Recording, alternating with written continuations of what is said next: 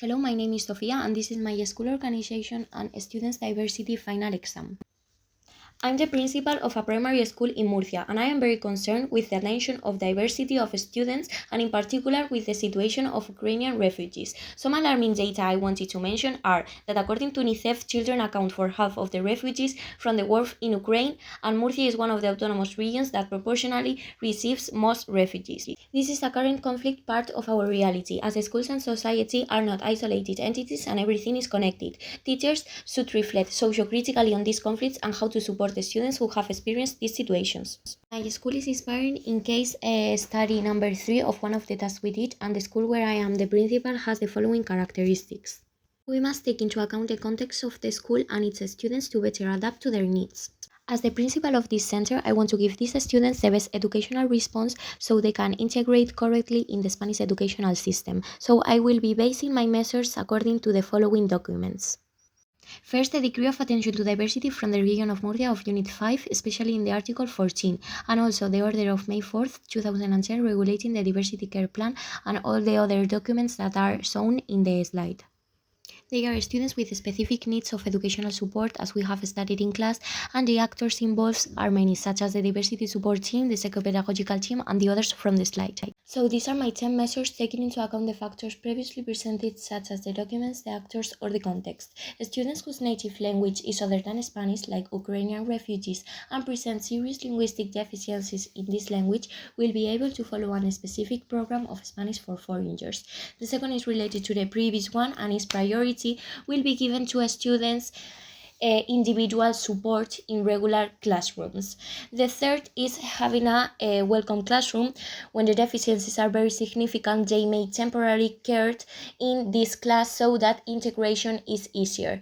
The fourth is to support and advise families so that they are aware of the educational process of their children and the opportunities and rights they have. The fifth is that we can adopt programs for the prevention of absenteeism and early school dropout, as these children are in a complicated situation and may be more in risk or at risk of dropping out of school. Psychological support will be offered to all. Meeting children's emotional well-being and mental health needs is very important. So the actors would be, in this case, educational psychologists, health services, and other sectors. Ordinary measures for the adaptation of the elements of the curriculum may also be implemented to focus on the strengths and the skills of these children. Also, we need to take into account their age, knowledge, and academic background so that they are in the most appropriate course for their needs and abilities.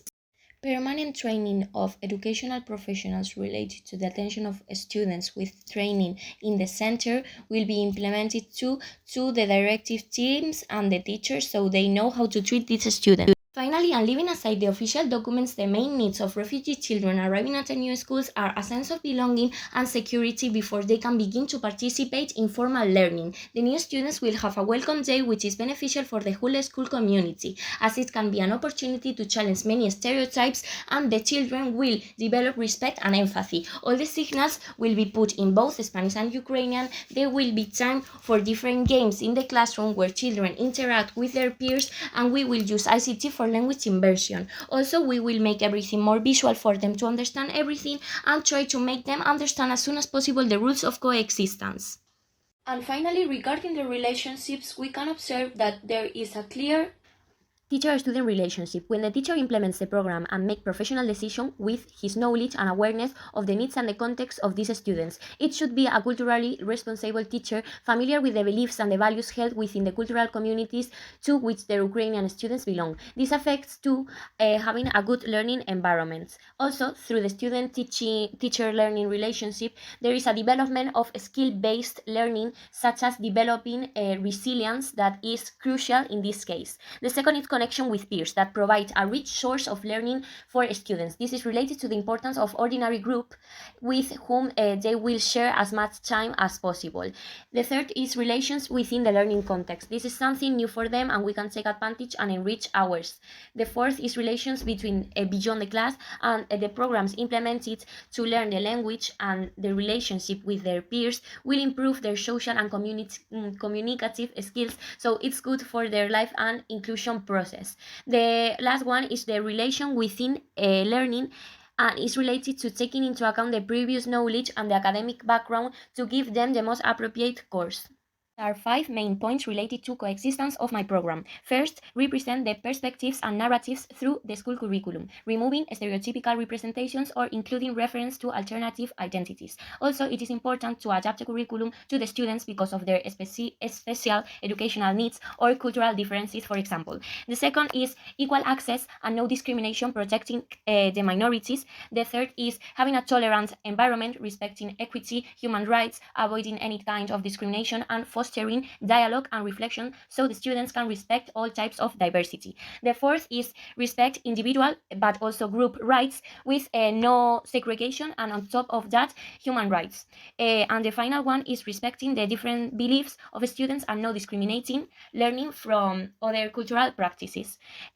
Now, regarding the complexities, as we already know, schools are complex organizations, but as the principal, following these points that I have mentioned, I want to ensure coexistence. The complexities identified are, for example, migrant families and the students that deserves the best educational experience. So this is difficult, but we need to achieve that. And all the things that we need to account for to make a change in education and to open to new ideas, establishing the correct connections between all of them. Moreover, there is a random factor that we can't control, like for example, the number of new refugees in our class, so teachers must be prepared and informed. Finally, regarding my leadership style, I really believe in the transformational one. Leaders using this style create an environment where every person is empowered to fulfill his or her highest needs and becomes a member of a productive learning community. For me, the most important things are the ones I mentioned in these points, and also, for example, integrity, diversity of thought, and inclusiveness of all races and gender, leading with love and based on dignity and respect for the rights, as I have shown in my points, for example, the 3 and the 4th, mainly. Now, in block 3, I'm going to talk about the evolution of attention to diversity. As we already know, attention to diversity has evolved a lot over the years, as we studied in class since prehistoric times. In the case of Spain, it has also evolved through the different laws that nowadays are changing too, because education and society are constantly evolving. Here, to talk about my point of view, I see it convenient to explain a little bit of those laws that had changed the attention to diversity. In 1970, with the General Law of Education, the creation of special educational classrooms in ordinary center is proposed for the first time. In my opinion, this was a turning point in the approach to education in Spain. In 1982, the Law of Social Integration of the Handicapped includes the obligation of the administration to develop a school integration. In 1985, by the Ministerial Order of March 20, the integration of students with special educational needs within the ordinary educational system becomes a reality of certain centers, but not all. And in 1990, with the promulgation of the LOCSE, finally, teaching is projected for everyone according to their needs and not their limitation, offering answers to the wide and extensive diversity of the students. It seems that there has been a big change from the beginning, when diversity was invisible and rejected, until now that teachers are better informed and prepared to adjust to the needs of the students, and also there are a wider variety of programs to ensure that everyone is receiving a good educational experience. An inclusive school is one that is defined by the integration of all students by offering an education with a curricular adaptation that takes into account the characteristics and needs of each pupil. In Spain, there are a number of characteristics that make a school to be considered inclusive, taking into account, for example, the stage of development of the students, their motivation, and their personal way of facing and responding to school activities. Segregation is the separation of the students into different schooling environments on the basis of some personal or social characteristics. This is the traditional approach. In my point of view, we must achieve a school open to diversity, breaking with rigid models aimed at average students, which have generated learning difficulties in students. The school has to become more flexible to accommodate to diversity that is evident in today's society. We cannot make invisible people with difficulties in isolated schools, because we are all equal, but we must ensure that they are given an education based on their needs and abilities and that they are happy. There is a study that warns that Spain is the 3rd OECD country with the most ghetto schools, and this is something alarming that we must not forget, because we still have a long way to go to reach total inclusion.